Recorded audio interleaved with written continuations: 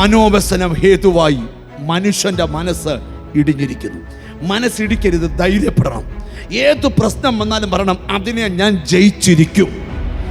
ഞാൻ അതിനൊരു വഴി പറഞ്ഞുതരാം. പ്രശ്നമുള്ളവർ പറയണം, പ്രശ്നം വരുമ്പോഴേ പറയണം, ഇതിനെ ഞാൻ ജയിച്ചിരിക്കും.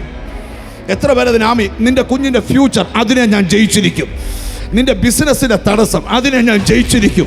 വിശ്വാസം പറയാൻ പറ്റുമോ? ചിലരോട് ദൈവം പറയാം, നീ ജയിച്ചിരിക്കും അതിനെ. ഞാൻ ഭയപ്പെട്ടിരുന്നത് എനിക്ക് ഭവിച്ചു. ഞാൻ ഭയപ്പെട്ടത് തന്നെ എനിക്ക് ഭവിച്ചു. എന്നിട്ട് നിങ്ങളോട് പറയാം, നിങ്ങൾ ഇങ്ങനെ പേടിക്കരുത്, ഭയപ്പെടരുത്, അത് തന്നെ ഭവിക്കും. ഭവിക്കാതിരിക്കണമെങ്കിൽ ഈ ഭയത്തെ നിങ്ങൾ ജയിക്കണം.